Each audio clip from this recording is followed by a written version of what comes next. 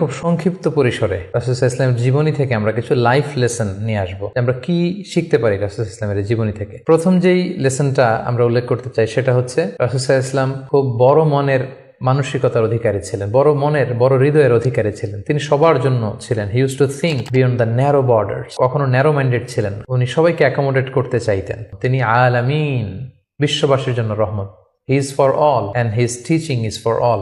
দ্বিতীয় যে শিক্ষাটা আমরা পাই সেটা হচ্ছে রাসূল সাল্লাল্লাহু আলাইহি ওয়াসাল্লাম সবসময় সংঘবদ্ধ জীবন যাপন করেছেন। আমরা যদি দেখি মক্কাতে সংঘবদ্ধ, মদিনাতে সংঘবদ্ধ, যেখানে তিনি ছিলেন সংঘবদ্ধ ছিলেন। এবং আমরা যেন ইউনাইটেড থাকি, কোরআনের শিক্ষাটা তিনি বারবার বলেছেন, ওয়ালা তাফাররাকু, তোমরা বিচ্ছিন্ন হয়ো না, তোমরা আলাদা হয়ে জীবন যাপন করো না, বরং তোমরা সংঘবদ্ধ জীবন যাপন করো। 3 নম্বর যে শিক্ষাটি আমরা পাই রাসূল সাল্লাল্লাহু আলাইহি ওয়াসাল্লামের জীবনী থেকে সেটা হচ্ছে তিনি পিস লাভার ছিলেন, শান্তিকামী। কখনো সংঘাতে সহজে বিরোধে জড়াতে চাইতেন না। সবসময় শান্তি প্রতিষ্ঠায় তিনি অগ্রগামী ছিলেন। আমরা যদি দেখি যে কুরাইশদের সাথেও কিন্তু তিনি পিস ট্রিটি করেছেন, শান্তি চুক্তি। সাহাবারা রাজি হচ্ছিলেন না, কিন্তু তিনি করেছেন। মদিনায় এসে তিনি মদিনা চার্টার করেছেন, মদিনা সনদ করেছেন, ইহুদিদের সাথে একসাথে থেকেছেন। কিন্তু মদিনা সনদ ভঙ্গ হয়েছে যখন তারা বিশ্বাসঘাতকতা করেছে। তার মানে তিনি সবসময় শান্তির পক্ষে ছিলেন। তো আমরা যারা নবীজির উম্মত বলে নিজেদেরকে দাবি করি, আমরা যেন সবসময় শান্তিকামী হই, আমরা যেন শান্তির পক্ষে থাকি, এটা আমাদের জন্য শিক্ষা। 4 নম্বর যে শিক্ষাটি আমরা পাই সেটা হচ্ছে he was the flag bearer of justice.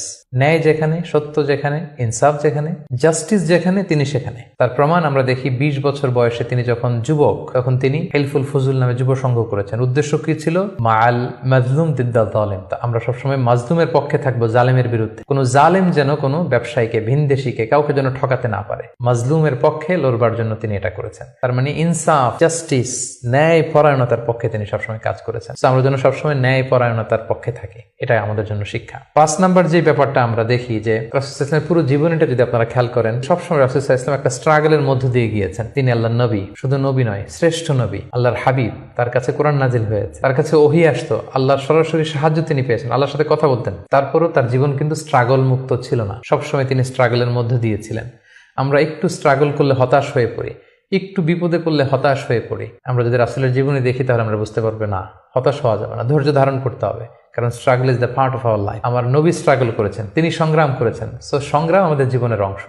এই শিক্ষাটা আমরা পাই। 6 নম্বর যে শিক্ষাটি আমরা পাই সেটা হচ্ছে রাসূল সাল্লাল্লাহু আলাইহি ওয়াসাল্লাম ব্যক্তিগত জীবনে অত্যন্ত সৎ ছিলেন। যে কারণে যে কুরাইশরা রাসূল সাল্লাল্লাহু আলাইহি ওয়াসাল্লামের বিরোধিতা করত, তারাই রাসূল সাল্লাল্লাহু আলাইহি ওয়াসাল্লামকে উপাধি দিয়েছিল আস-সাদিক আল আমিন, সত্যবাদী, আমানতদার। যেদিন তিনি হিজরত করবেন সেদিন তিনি তার ঘরে রাসূল সাল্লাল্লাহু আলাইহি ওয়াসাল্লাম আলী রাদিয়াল্লাহু তাআলা আনহুকে রেখে গিয়েছিলেন। কারণ ওনার কাছে মক্কার অনেক লোকেরা আমানত রেখেছিল। সেই আমানতগুলো বুঝিয়ে দিতে আলী রাদিয়াল্লাহু তাআলা আনহুর 3 দিন সময় লেগেছিল। এত পরিমাণে ডিপোজিট ছিল, আমানতের বিভিন্ন জিনিসপত্র ছিল, সেগুলো আলী রাদিয়াল্লাহু তাআলা আনহু বুঝিয়ে দিয়ে তারপরে তিনি হিজরত করেছেন। কতটা আমানতদার ছিলেন আমাদের প্রিয় নবী। এবং ওনার এই ব্যবসায় আমানতদারিতায় মুগ্ধ হয়েই কিন্তু খাদিজা রাদিয়াল্লাহু তাআলা আনহা রাসূল সাল্লাল্লাহু আলাইহি ওয়াসাল্লামকে বিয়ের প্রস্তাব দিয়েছিলেন। তো তার উম্মত হিসেবে আমাদের উচিত সত্যবাদী, সৎ এবং আমানতদার হওয়ার চেষ্টা করা। 7 নম্বর যে শিক্ষাটি আমরা রাসূল সাল্লাল্লাহু আলাইহি ওয়াসাল্লামের জীবনী থেকে পাই সেটা হচ্ছে রাসূল সাল্লাল্লাহু আলাইহি ওয়াসাল্লামের একটা ফ্রেন্ডলি ইন্টারাকশন ছিল তার ফলোয়ারদের সাথে, good interaction with the followers.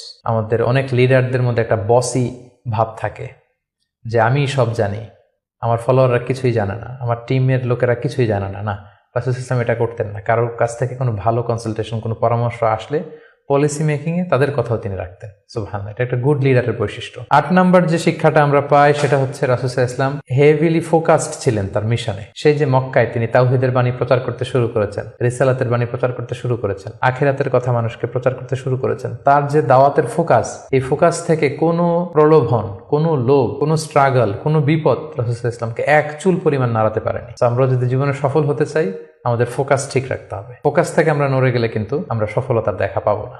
9 নম্বর যে শিক্ষাটা আমরা পাই রাসূল সাল্লাল্লাহু আলাইহি ওয়াসাল্লামের কম্প্যাশনেট এন্ড মার্সিফুল অ্যাটিটিউড। রাসূল সাল্লাল্লাহু আলাইহি ওয়াসাল্লামের দয়াদ্র মানসিকতায় অনেক শত্রু কিন্তু রাসূল সাল্লাল্লাহু আলাইহি ওয়াসাল্লামের বন্ধু হয়ে গিয়েছিল, ঈমান এনেছিল। আমরা দেখেছি মক্কা বিজয় যখন করেছিলেন চাইলে পিষে মারতে পারতেন কুরাইশদেরকে, যারা বছরের পর বছর জন্মভূমি থেকে দূরে থাকতে বাধ্য করেছিল রাসূল সাল্লাল্লাহু আলাইহি ওয়াসাল্লামকে। রাসূল সাল্লাল্লাহু আলাইহি ওয়াসাল্লাম কি করলেন? বললেন যে না, লা তাসরিবা আলাইকুমুল ইয়াউম, কোনো প্রতিশোধ, হিংসা কিছু নেই, ক্ষমা করে দিলাম, যাও তোমরা স্বাধীন। এভাবে নানা ঘটনায় আমরা দেখেছি রাসূল সাল্লাল্লাহু আলাইহি ওয়াসাল্লাম তার অমীয় অনুপম চরিত্রের মাধ্যমে তিনি মানুষের মন জয় করেছেন। তো এই গুণাবলী যেন আমরা আমাদের মধ্যে ধারণ করবার চেষ্টা করি। সব শেষে শিক্ষাটির কথা বলবো সেটা হচ্ছে succession management. A good leader produces good leaders. একজন ভালো নেতা শুধু ফলোয়ার তৈরি করে না, সে আরো নতুন নেতা তৈরি করে। আমরা যদি দেখি রাসূল সাল্লাল্লাহু আলাইহি ওয়াসাল্লামের ইন্তেকালের পরে আমাদের লিডারশিপ নিয়ে কোনো ক্রাইসিস হয়নি, সেখানে দাঁড়িয়ে গিয়েছে আবু বকরকে আমরা রাদিয়াল্লাহু তাআলা আনহুকে আমরা আমাদের খলিফা বানিয়েছি। আবু বকর রাদিয়াল্লাহু তাআলা আনহুর ইন্তেকালের পরে ওমরে ফারুক আমাদের খলিফা হয়েছে, তারপরে উসমান, তারপরে আলী রাদিয়াল্লাহু তাআলা আনহু। তার মানে রাসূল সাল্লাল্লাহু আলাইহি ওয়াসাল্লাম এদেরকে কিন্তু সবসময় ডানে বায়ে সামনে